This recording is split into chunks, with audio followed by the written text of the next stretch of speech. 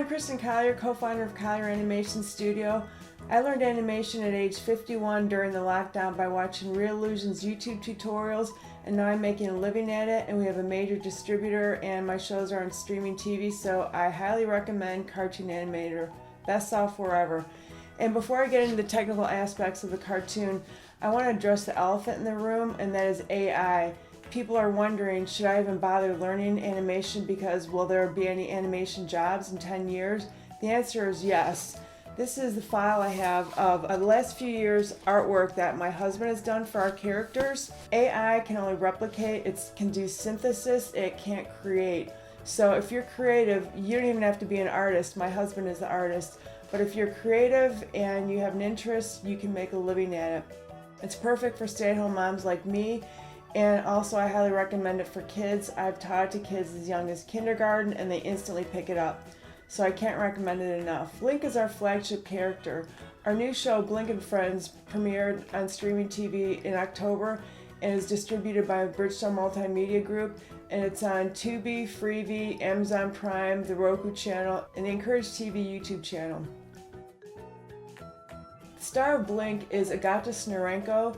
She was 11 years old when she started doing voices and also modeled for our clothing line on the Amazon Marketplace. I knew she could handle this because she comes from a family of gifted scholars and professors, and she speaks 3 languages. Jerry Delasalle plays Kablooey Blowfish. Kablooey is an onomatopoeia because blowfish, since they blow up, I thought it'd be fun to make it like a cartoon sound, like on Bugs Bunny when they go kablooey. Jerry Delasalle co-starred with Matt Damon in Green Zone, and he's an award-winning actor who studied with the top acting coach Stella Adler at the Tisch Drama Center. Elsie Algie is voiced by Deanna Lane, an award-winning stand-up comedian and sitcom producer. Sawyer Sawfish is voiced by award-winning stand-up comedian Donnie Stopa. Donnie also did some onomatopoeia with his Sawyer Sawfish making a sawing sound. I heard Elsie sobbing and wondered what it's all about. I highly recommend using comedians in your cartoons because they just make it crazy and it's so much fun. So this is about 4 years worth of art that my husband did for our various shows. This is Sawyer Sawtooth line art. My husband just draws it with a pen. Seahorse, background fish, starfish, some more background art. This is the Amy Anemone and her background feelers. Kevin just draws half of it and then flips it over and pastes it together in Photoshop. And these are her eyes and also the eyes for the starfish. Blink was originally a background creature in the Whispering Wally series. It's a whale cartoon I made for my husband in 2021. When I was first learning animation, I just did the octopus as just a single piece of art, and I just used the fish swim motion that comes with the software. Then I wanted to learn how to really animate the octopus. So my husband drew this, and then I asked him to draw just a head with 2 tentacles coming out and then different sizes like this, and then just a leg, because I didn't really know how to animate her at the time. And so I tried animating her by hand, and it was really a pain, and I couldn't get it to look very good.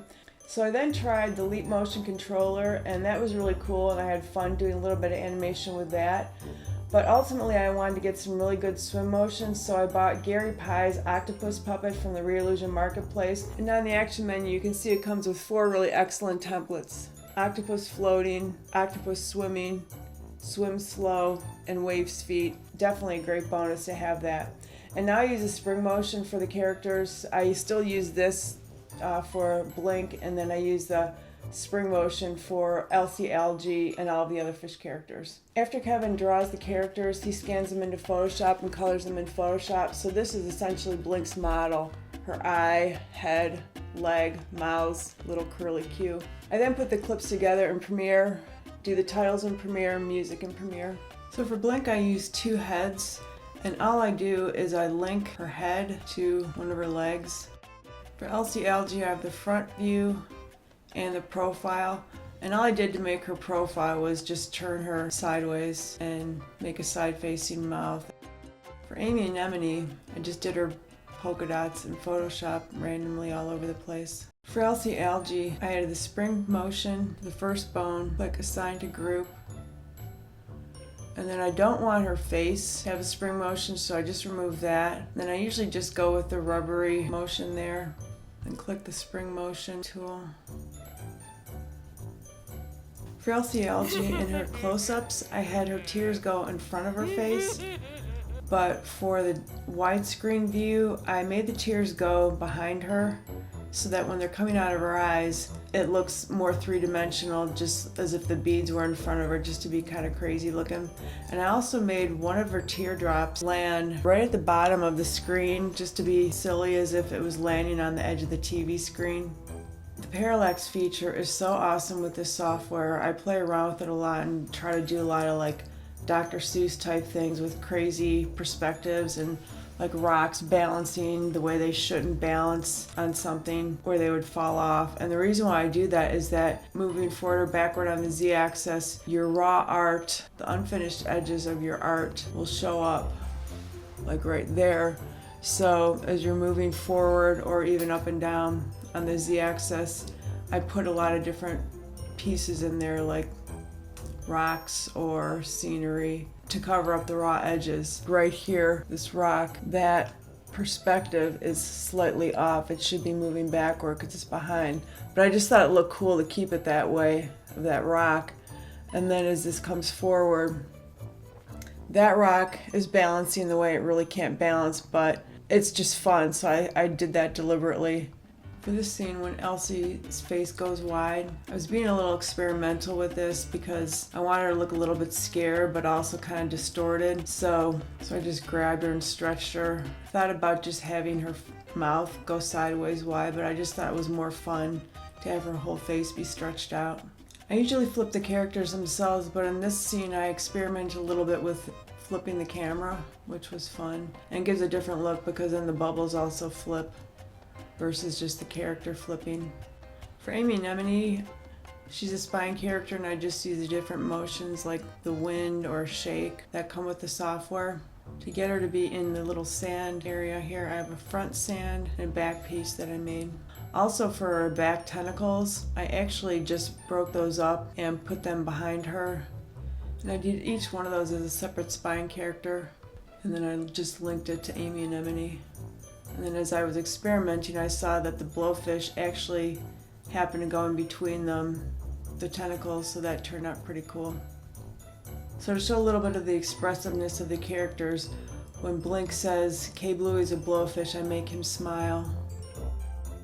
And then when she says, "Elsie is a cluster of algae," I just click on a smiling mouth. And then to show how Amy responds when Blink talks about her being beautiful and being an anemone, I change her mouth.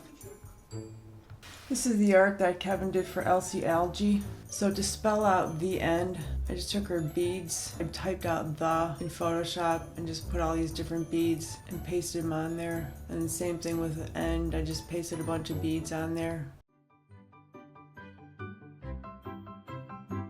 I love you.